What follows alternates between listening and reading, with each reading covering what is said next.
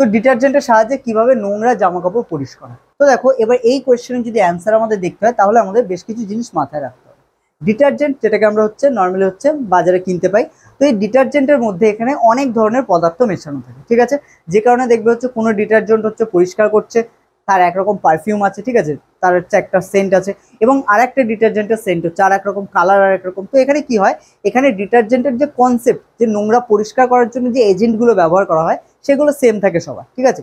কিন্তু এখানে কালারটা আলাদা করা হয়, পারফিউম আলাদা করা হয়, যে কারণে ডিটারজেন্টের কালার বা রং, ঠিক আছে, বা সেন্ট এগুলো আলাদা আমরা দেখতে পাই। বাট যে মেইন কনসেপ্ট, যেটা নোংরা পরিষ্কার করতে ব্যবহার করা, সেটা কিন্তু সেম, ঠিক আছে। তো এখানে বেসিক্যালি আমাদের নোংরা পরিষ্কার করার জন্য যে এজেন্টটা ব্যবহার করা হয় সেটা কি হয়, জলে যখন দেওয়া হয়, ঠিক আছে। নর্মাল ধরুন একটা পাত্রে আমরা জল নিয়েছি, তো নর্মালি যখন এখানে জলের মধ্যে দেওয়া হয়, এই জলের মধ্যে এরা কি হয়, এভাবে ইতস্তত ভাবে ঘুরতে থাকে, ঠিক আছে। আমি ধরে নিচ্ছি এটা জলের স্তর, তো এখানে ইতস্তত ভাবে ঘুরতে থাকে, ঠিক আছে। এদের মোটামুটি মনে রাখতে হবে দুটো দিক থাকে, ঠিক আছে। যে কারণে আমি এখানে ছবির সাথে দুটো করে দিক ড্র করলাম, ওকে। তাহলে এখানে এরকম ভাবে দুটো করে স্তর থাকছে, ওকে। তো এদের মধ্যে একটা দিক থেকে যেটা জলাকর্ষী, যেটা জলের সাথে বন্ধন তৈরি করে, ঠিক আছে। জলের আমরা সংকেত জানি H2O, তো এখানে জলের সাথে বন্ধন তৈরি করে, ওকে। আরেকটা দিক থেকে যেটা তেলাকর্ষী, বোঝা গেল। মানে আমরা যদি কোনো তেল যুক্ত কাপড় চোপড় করি, মানে ভেজাই, তাহলে কি হয়, সেই যে তেল তেল যে ভাব, সেটার সাথে বা যে নোংরা বা ডাস্ট থাকে তাদের সাথে আকর্ষণ ক্ষমতা খুব ভালো তৈরি করে। যার ফলে কি হয়, এই যে এজেন্টগুলো থাকে এরা কি করে, যে কাপড়গুলো এখানে ধরো এরকম ভেজানো আছে, ঠিক আছে, ধরো এরকম কাপড় ভেজানো আছে। এবার এর যে জলাকর্ষী দিক, সেটা কি করে, জলের দিককে আকর্ষণ করে। ধরুন এটাকে আমি নিচে যদি আরেকটা ড্র করি, ধরুন এরকম একটা গোল কাপড় আছে, ওকে। তো এর গায়ে বেশ কিছু নোংরা আছে, ঠিক আছে। আমি এর গায়ে নোংরা আছে।